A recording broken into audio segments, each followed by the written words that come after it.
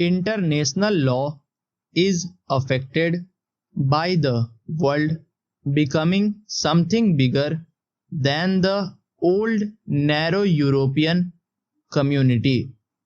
And as the Attorney General said, modern developments in science and the application of science in communications and in social structures affect our ways of life, international relationships, as well as individual and group relations, and hence the need for a new concept of international law.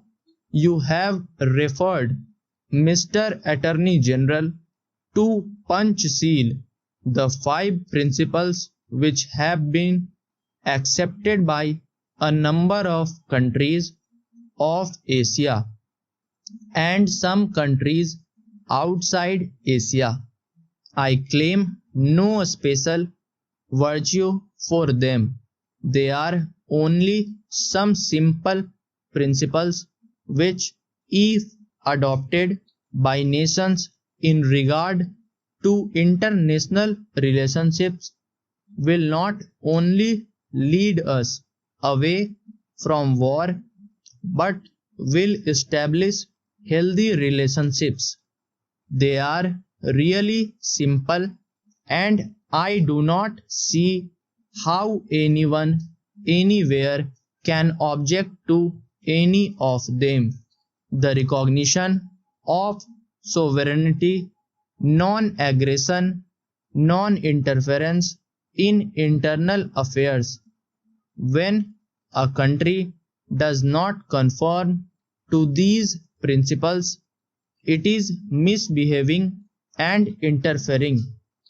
It is not acting according to the real basis of international law, which consists of non-aggression, non-interference, recognition of sovereignty, mutual respect, all these leading up to peaceful coexistence. Peaceful coexistence means coexistence of countries which differ in their policies. There is no point in saying that 2 persons or 2 countries who agree should exist peacefully. They do. There is no point in my saying that I should be tolerant towards my neighbor. If he had, I have no reason to differ.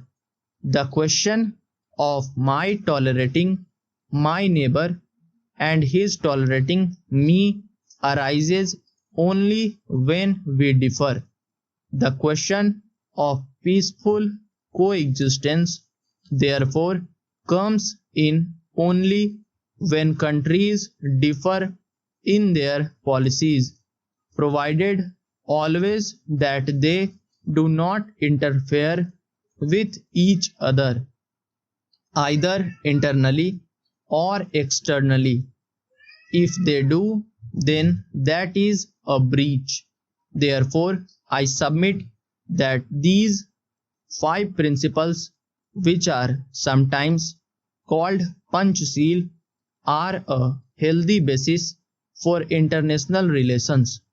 And I would further say in all humility that there is no other basis unless you accept the basis which leads to conflict, which of course is not our objective.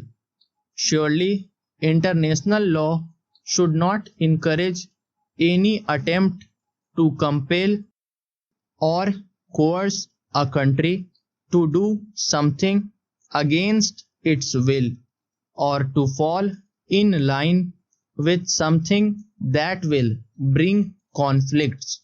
There is great variety in this world. Are we going to produce uniformity through some measure of force, military or economic? Perhaps It would be a good thing if there were uniformity in basic principles, but that can only develop by argument, by reason, by discussion, by conversion.